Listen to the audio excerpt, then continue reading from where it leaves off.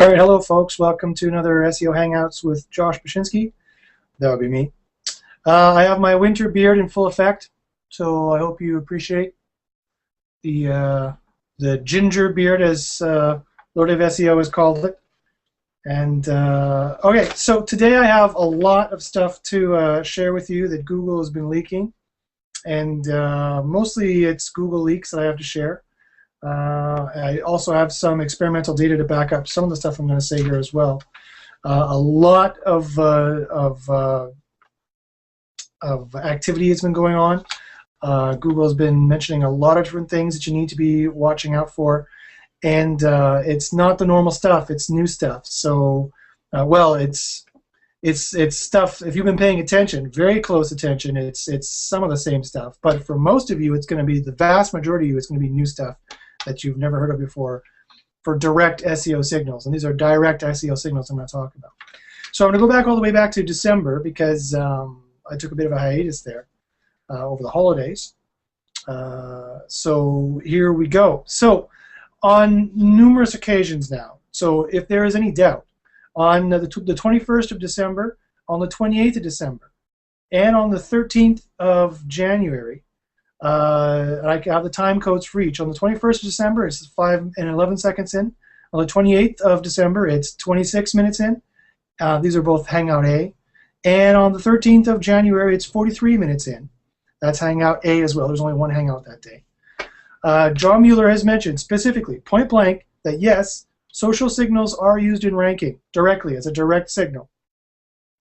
What social platforms? He will not say. But the main ones would be a good bet. The ones that are public, he did say the ones that are public and they can get access to. So that disincludes Facebook. But when asked specifically about Facebook, he did say if the likes or anything that is posted on their page that's publicly posted, we can use, quote unquote. So vis-a-vis, if you're publishing your likes on your page and you have likes, they can use that as a signal. And I suspect, based on what they've said, I think that they do.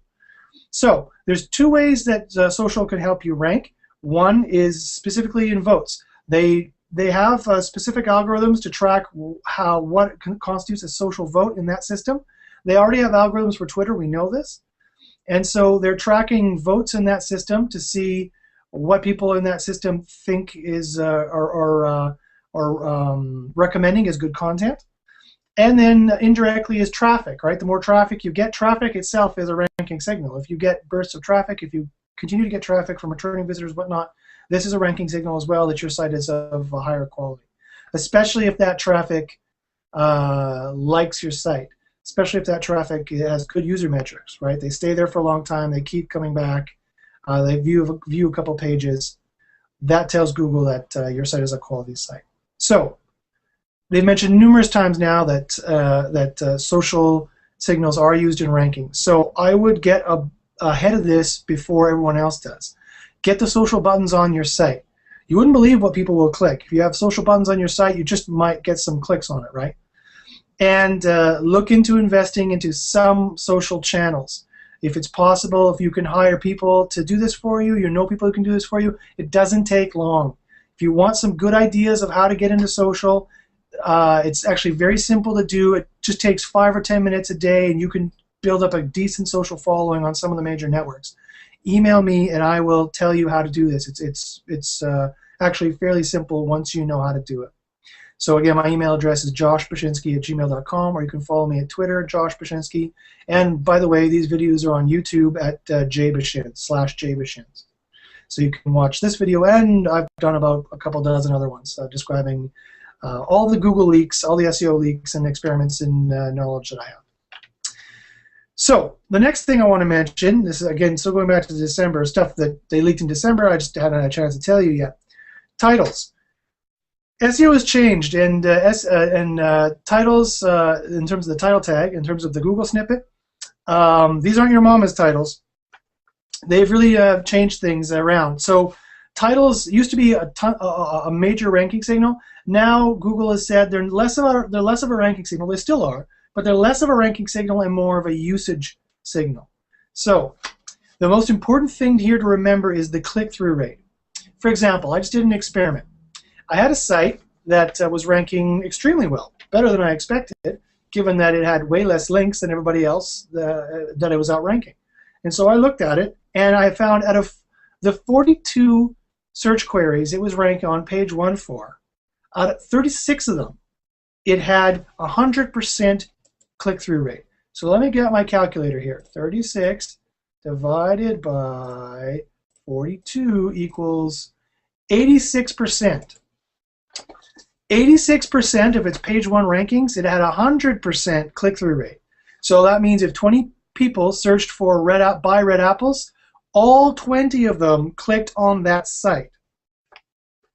Now, that is an amazing statistic. It's entirely true. I can send you the report, or at least I can send you a report. You have to believe me that it's true. I can't give you access to the Google Analytics for this site, but I have no benefit in. I don't sell a usage metric generator, so you know I don't have any vested interest in lying to you about this. No word of a lie, 86% of the search queries it ranks on page 1 for had 100% click-through rate. And again, that means that if 20 people searched for buy red apples, all 20 people out of that month clicked on this site. Now, one, that is unheard of. Almost no site has that high level of click-through rate. Two, that could be a very good reason why it's outranking all the other sites that have more links than it. So it's very important to make sure you have a good click-through rate, and that's part of what I mean when I'm talking about. That's part of what I mean when I'm talking about usage metrics, right? So these are the 3 things that Google said you want to watch out for titles. 1, you want to make sure the title is not misleading. 2, you want to make sure it's jammed full of extra keywords. That would be bad for 2 reasons. 1, through the usage metrics, but also because they have spam algorithms to detect when you've spammed up the titles, and that they're misleading, right? It says it's about topic XYZ, but the page is actually about ABC. So they've admitted there that they actually have algorithms to detect that, and I think Panda is probably a prime candidate for that, because that'd be a low-quality issue, right? Finally, they want it to be a good description of what the people can expect to find. So it's getting to the point where marketing and branding signals, like having a good billboard, having a good snippet, are direct SEO signals these days. Not just indirect in that, you're not going to get as many links because people don't like your site, but they're starting to become direct SEO signals. And making sure you have chosen a domain name that answers the problem or solves the problem or answers the query for those people, and making sure you have a title and a meta description that solves the problem or entices these people to click it. It sounds interesting, it sounds a little bit different. Be fully confident to differentiate yourself. Be ready and willing to differentiate yourself there to make sure that you're providing something different and better and interesting from what everyone else is doing, because it will factor into the click-through rate. And then, of course, the most important thing that I'll directly segue to is the next thing that Google talks about is quality. I cannot count the number of times in the last month that Google has mentioned make sure your site is a high-quality site that, in terms of usage metrics, right? They're getting fairly specific, and not just the same old boilerplate rhetoric of theirs, that you have to have good usage metrics, right? Returning visitors matter, time on page matters, those kind of things matter. And so, of course, when they click through to your site, they have to like what they find, right? Just like when the person walking by your brick and mortar store likes the sign on or the sale you're advertising on your billboard, when they come in, they have to like your store as well. So, a couple of things to note here then. So, what if you have a very salesy page? A salesy page could be a page with a lot of advertisements on it. A salesy page can be a page that just has an order form on it with a big arrow, sign up here, or the things like that. This is not necessarily a problem as long as your usage metrics remain consistent and remain good. If the user has to scroll to find what they want, this is bad. And Google has said point blank that they will, if you have a salesy page, they will serve some other page if it better solves the option. They don't care if the user searched for your brand name. This is basically what they said. They don't care if the user searched for your brand name. They don't care if you think that that's what the most relevant search is. They're going completely and utterly based on what the populace, the unwashed masses want, right? And so if you're in a market where you have a lot of looky-loos, you have a lot of people very high up in the sales funnel who are just doing info queries, they're not really sure about this, what's going on in this niche, they just want to find information. This can be a problem, right, if you're not retaining those people on your site. So you have to attract them by your snippet and the click-through rate, then you have to keep them on your site. So the more sales that you make it, the more annoying you make it, the more they have to scroll, the worse that they're going to like it, and so they're not going to convert, and you're also not going to rank well, so you're going to get less people to the site. Because Google is tracking this, because their main priority, their main concern is making sure they only serve pages that people like. Here's another thing. You'd say, well, how do I know, Josh, if I have a high-quality site or not? Well, that's a big thing to deal with and a big thing to check to see if that's the case. But one indication that that could be the case is that whether or not your site is bouncing or doing the Google dance. If your site is fluctuating every week or even every day between page 1 and page 2 or page 1 and page 3, this is called the Google dance. And someone asked John Mueller recently. John Mueller is a Google employee who I stalk essentially online and listen to everything he says, and where I'm getting the majority of this information, filtered through my own experience, 12 years experience in SEO and my own experiments and kind of reading between the lines of what he's saying. The site that is doing the Google dance, he said, and I quote, is on the edge of quality, right? So that means it's just on the cusp of either related to all the other pages quality or some objective metric they use. We're not sure. They won't answer that question I've asked, but I think it's probably relative on some things and objective on some others. Like the page layout algorithm is objective, right? But the usage metrics algorithms, whatever they are, Panda or something else that's running on a daily basis, because it seems like it's running on a daily basis, seems to do this relative to all the sites in your niche. So if all the other sites in your niche suck, then you can suck too. But if all the other sites in your niche are starting to improve on their quality, they're getting a better design, they're retaining their users, they're making them interested to come back, this is going to be a problem for you. They're going to start outranking you, right? Even if they have less links.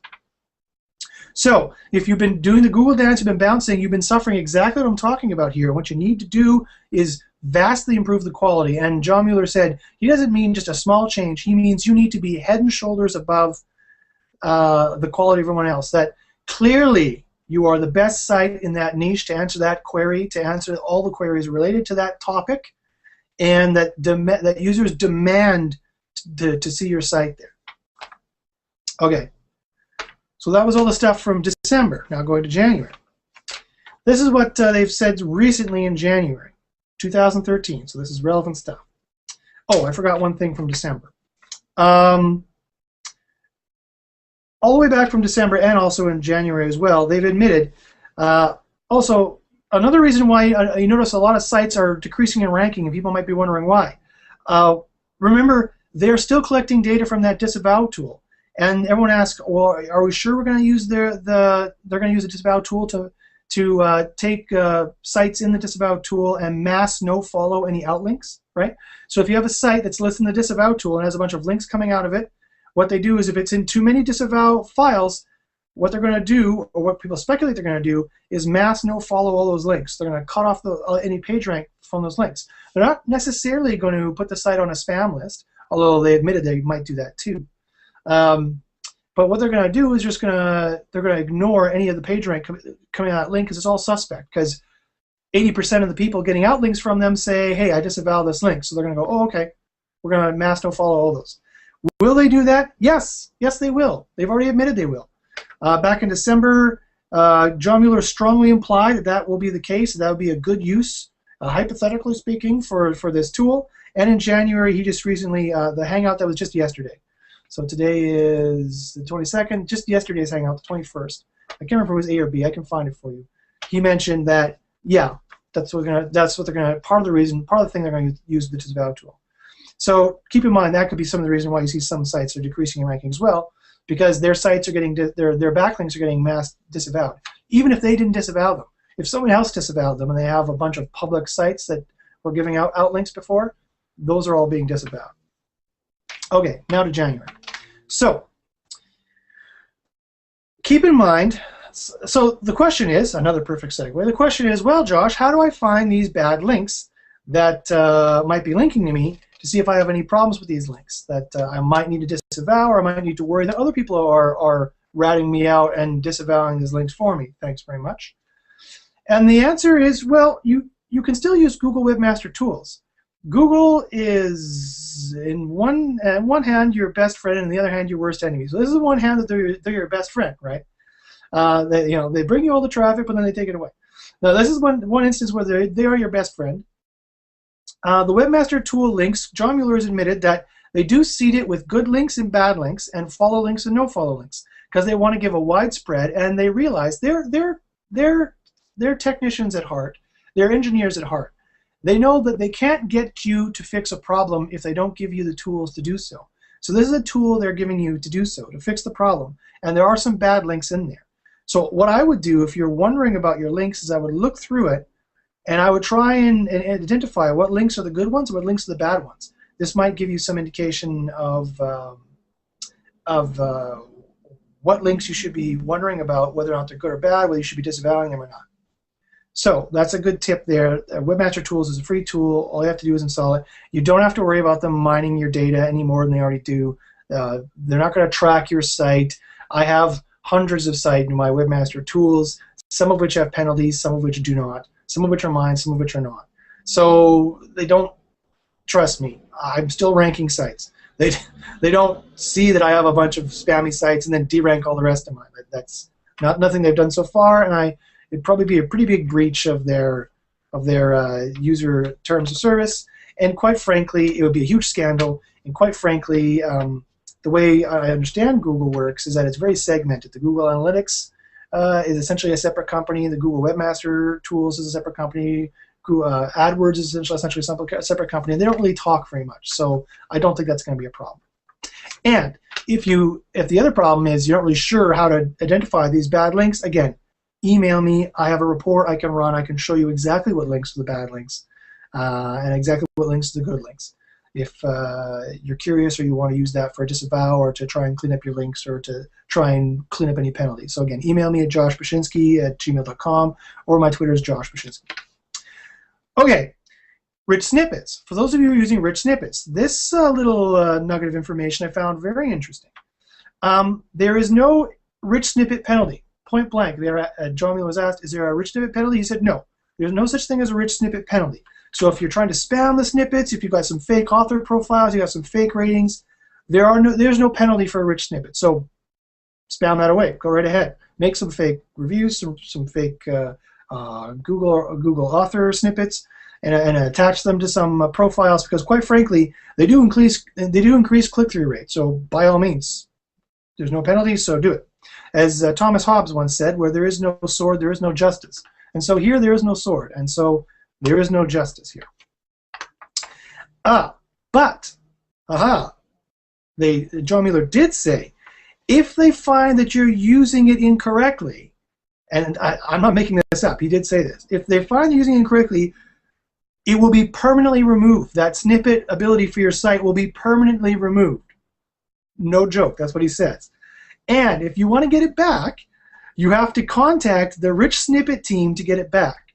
You have to fix the problem. If your snippets are being used incorrectly, you have to fix the problem, and they won't just bring it back. Apparently, he claims you have to contact the rich snippet team to get it back.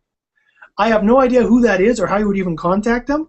I could probably find out if you really want me to, but that's what John Mueller says. And so he said this with authority. This was not one of his waffling statements that you think, well, maybe it's not true. No, he said this with authority. So I tend to believe it. So if you're using rich snippets and you use them incorrectly, whatever that means, whatever that euphemism means, to get them back, apparently, if that's the reason why they were gone, they might just have stopped showing them for other reasons. But if you're using them incorrectly, if you made some mistake or you didn't have them right, and or you were spamming them and they took it down, to get them back, you have to fix the problem and you have to contact them and say, oops, sorry, I made some mistake, here you go, and to get it back. So this is what Google says. 2 more points. The next point is duplicate content a problem? People keep asking, is duplicate content a problem or is it not? Here's the answer, and I've said this before, but Google brought it up recently, and so very, very forcefully, and so I'll mention it again. There's 2 kinds of duplicate content. There's technical dupe content and malicious dupe content. These are John Mueller's terminology, not mine. Technical dupe content is dupe content like on your WordPress site, where they will have copies of archives of articles and whatnot. And technical dupe content is all on the site. It's all on a single site. And they ignore all that. That is not a problem at all. The only problem is that they're gonna choose what page they are going to rank. Otherwise, technical dupe content is not an issue. You can solve that with a rel canonical, saying, no, I want you to rank these pages, not your choice, but my choice, by using the rel canonical. You can no-index the dupes. You can delete them. But technical dupe content happens all the time, and as such, they've made allowances for this. It's not an issue.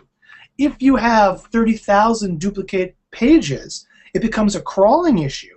It becomes an SEO issue in the sense that they can only crawl at maximum on any site about 100,000 pages a day. So if you have more than that, or if you're approaching that, that's going to limit their ability to crawl your actual pages you want to rank, and they're going to trust your site less because it's crawled less, possibly, but at the very least, they're not going to get to your updated content, and they're not going to make changes in your site like deleting links or adding links or whatnot any faster, right? So that can be an issue. Where duplicate content really becomes an issue is what he called malicious dupe content. Malicious dupe content is cross-domain dupe content. So this domain has a duplicate content from this domain. That is the issue, and that is what you do not want them to see on your site, because Google is not very good, as we know, of determining who owns the content, right? Sure, it's posted on your site first, but it doesn't matter. The question is, do you always post on that topic? Do you post regularly? Is it in your sitemap? Have you ever lied on your sitemap? You need all these things, right? If you don't have all those things, then the scraper who's scraping your content, who does have all those things and has a higher page rank, right, has more authority, they're going to start trusting the scraper site and not yours. So, or they're going to start thinking you're a scraper site, right? So you do not want malicious content. This is cross-domain dupe content. They've said this is definitely a low-quality signal. Whether or not you copied it or not, they don't care, right? And they can't often tell. This is definitely a low-quality signal, and you definitely want to be able to clean that up if you can.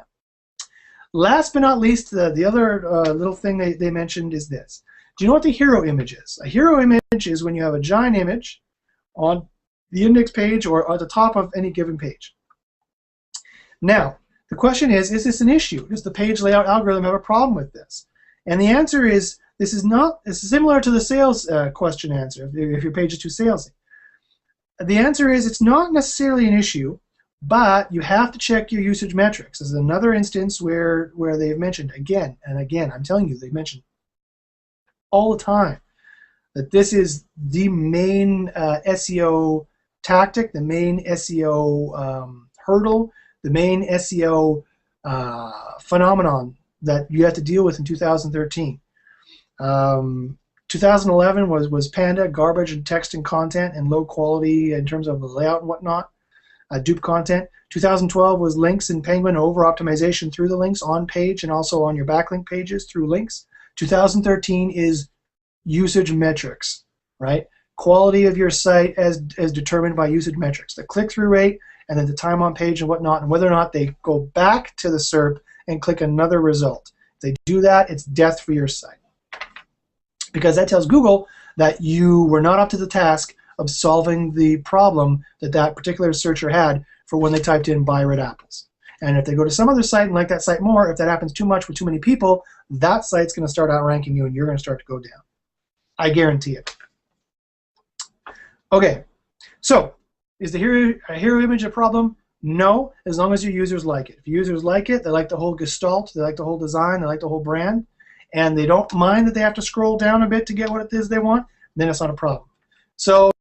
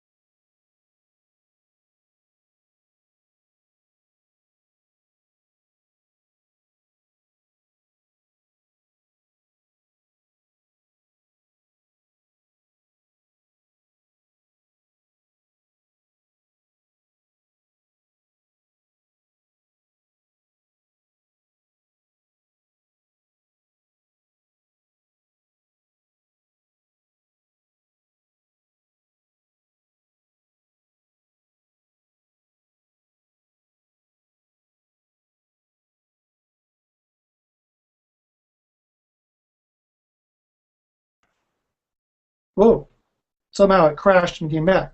So I don't know how much of that last thing you caught, but if you have any questions at all, if you have any SEO questions at all, you want to find out how to find these bad links, you want to find out what a good or bad design is, all you have to do is email me at joshbrzezinski@gmail.com or follow me on Twitter, Josh Brzezinski. And, oh yes, and you can watch these videos. I have tons of videos about SEO, Panda, Penguin, all my analysis, and all the Google leaks that have been leaking out in my interpretation at Jbashins on YouTube. So /Jbashins. That's JBACHYNS. Just search that and YouTube comes up first. Okay, so thanks very much. And if you have any specific questions you want me to answer on air, all you have to do is either message me on Google Plus, where this hangout occurs, or send me an email, and I'd be happy to answer them on air. And there you go. So good luck in the SERPs, and I'll see you next week.